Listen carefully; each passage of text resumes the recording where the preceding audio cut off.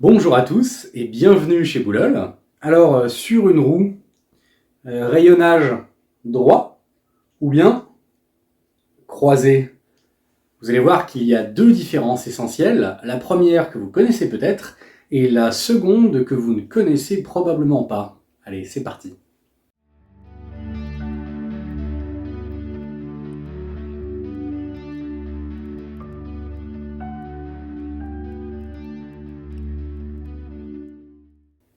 Alors, notons d'abord que je vais vous faire la démonstration sur l'un de nos moyeux avant Boulol, qui sont les plus légers du marché avec leurs 51 grammes, ici en version à roulement céramique, d'accord.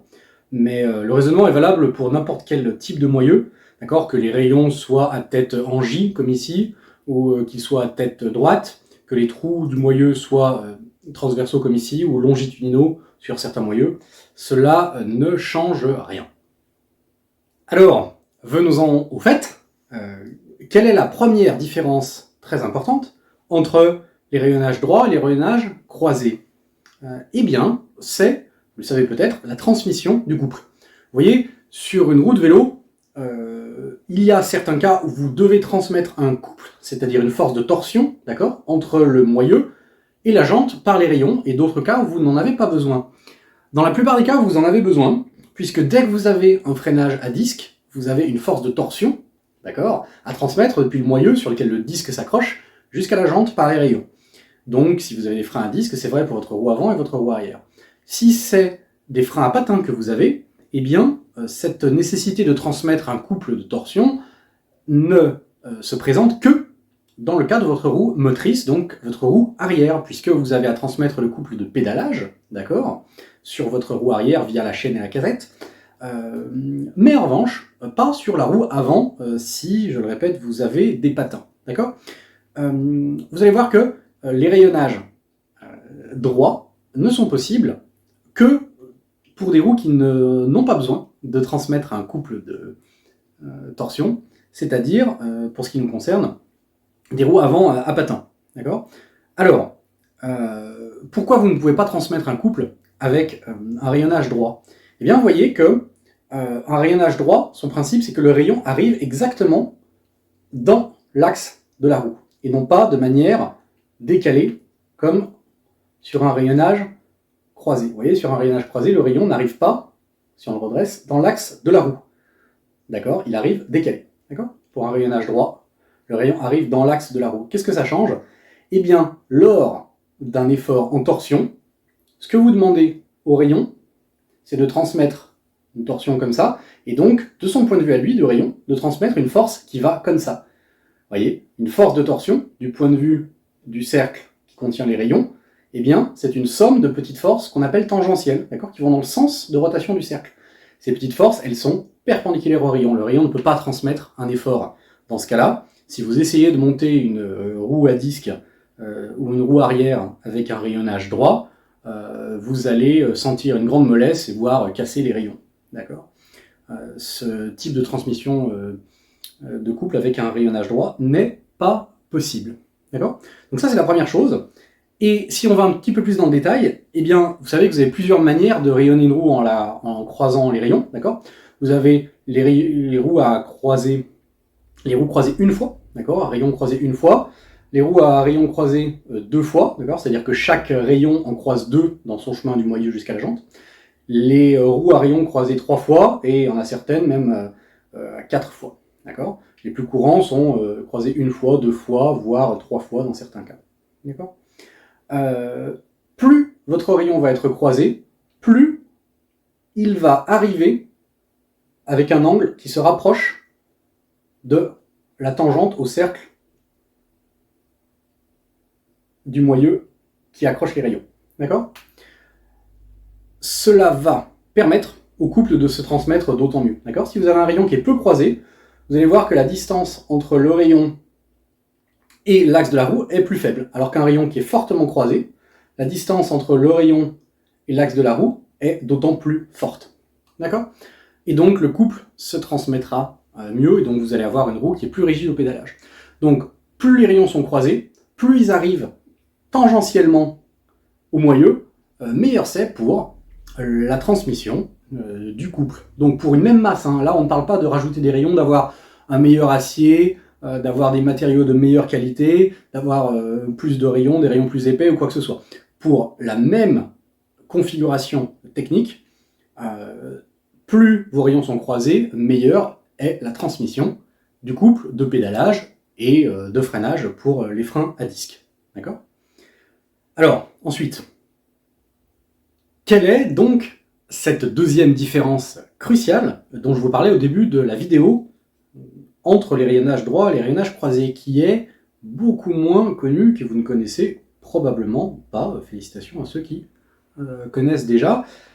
Eh bien en fait, figurez-vous que les rayonnages droits sollicitent beaucoup plus le moyeu en termes de contraintes mécaniques, et donc l'obligent à être plus costaud, c'est-à-dire plus lourd. Ce qui veut dire, si on prend les choses à l'envers, que un rayonnage croisé, et ceci est d'autant plus vrai qu'il est fortement croisé, va permettre d'utiliser des moyeux plus légers. Donc en réalité, les rayonnages croisés allègent les roues. Alors pourquoi ? Eh bien, il faut regarder ce qui se passe en termes de tension des roues. Quand vous tendez les rayons sur un rayonnage droit, eh bien, la tension de ce rayon est dirigée dans ce sens-là, bien sûr. Les rayons alentours ne compensent pas cette tension. Vous voyez ? Ils se tendent dans ce sens-là, donc avec des directions très proches de celui-là. Ils ne la compensent pas. Donc vous avez toute une force de tension qui s'exerce sur la partie ici haute de mon cercle à rayons, qui n'est compensée que par les rayons du bas, d'accord, qui vont eux tirer dans les sens opposés en bas.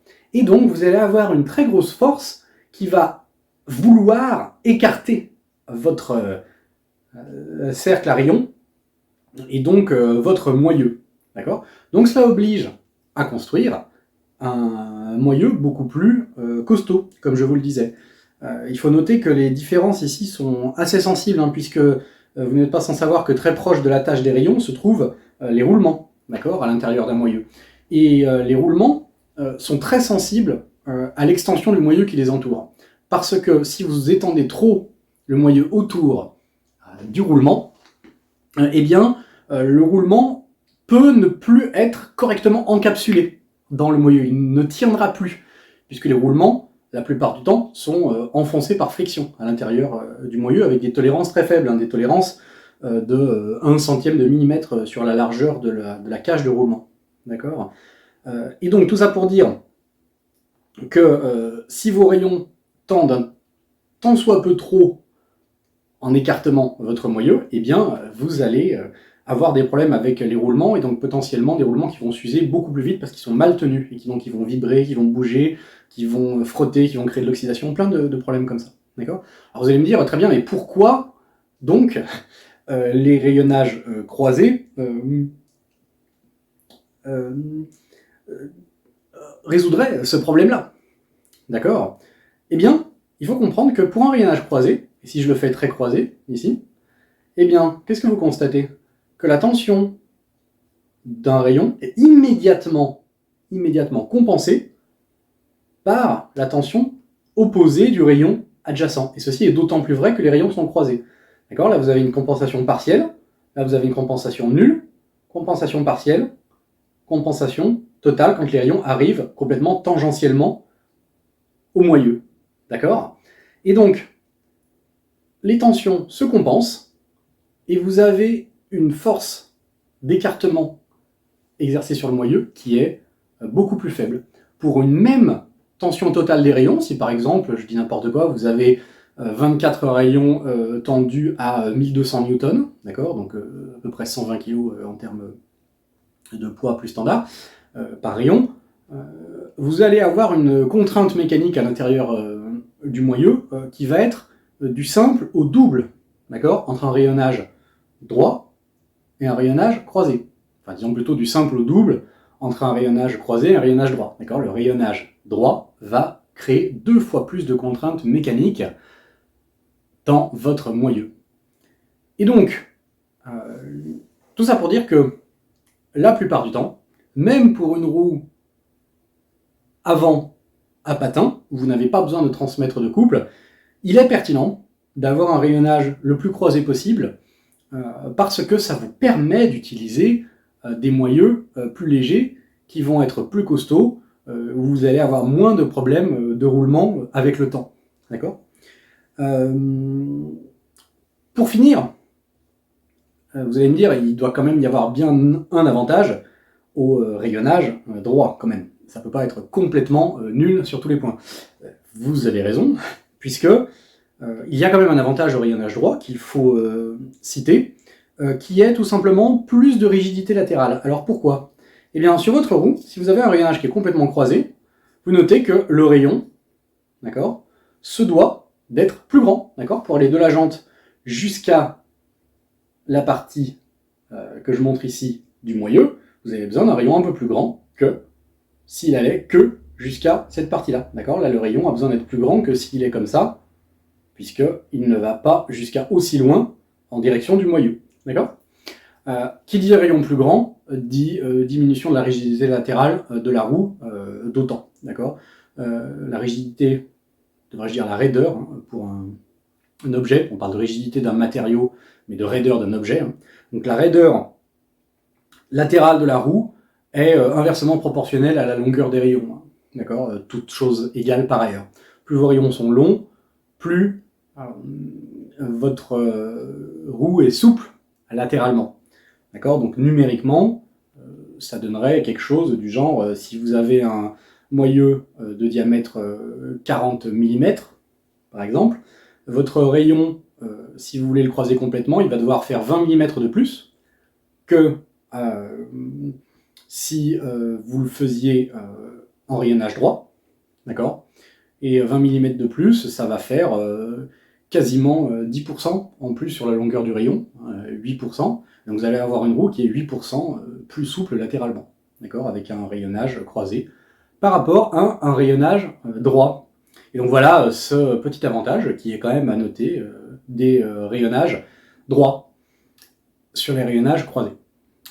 Et voilà, j'espère que ça vous a appris quelque chose aujourd'hui. Je vous remercie de votre écoute et je vous dis à très bientôt chez Boulol.